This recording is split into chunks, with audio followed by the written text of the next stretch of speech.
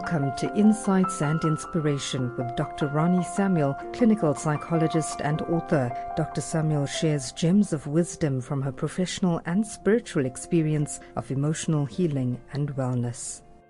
Decisions. Tough decisions are made in my office every day.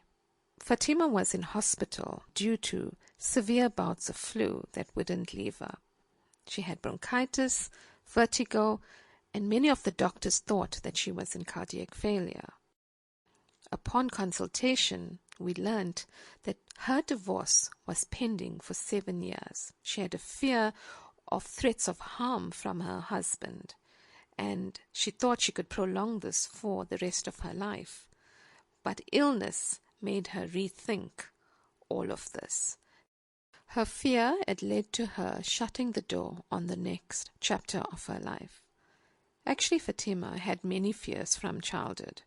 She grew up in an abusive home.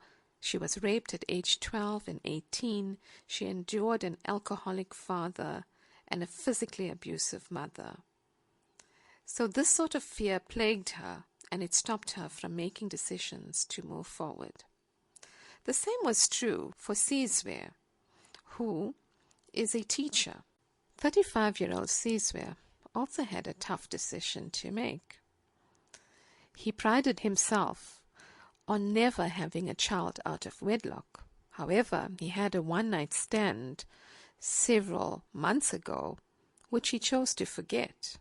One day, there was a knock, literally, on his door, and when he opened it, here was this baby, wrapped in a blanket, and handed to him. The so-called girlfriend said, "This is yours, and I can't raise this child." So Sizwe decided he would take on this responsibility. And he grew up the beautiful Sianda. And they were really a picture-perfect father and son together.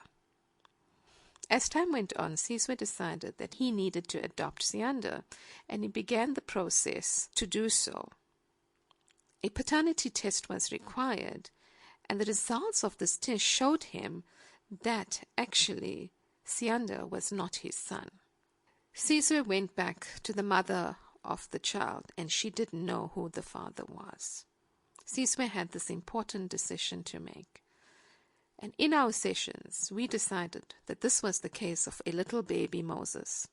In fact, Sianda was hidden in a basket and brought to him, and this is how his destiny was actually preserved.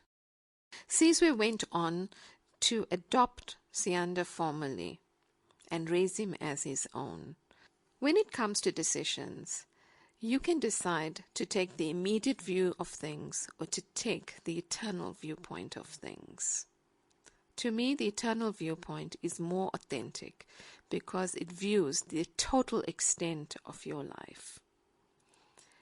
As you consider the decisions you are currently making in your life, you need to understand the various seasons and stages of your life.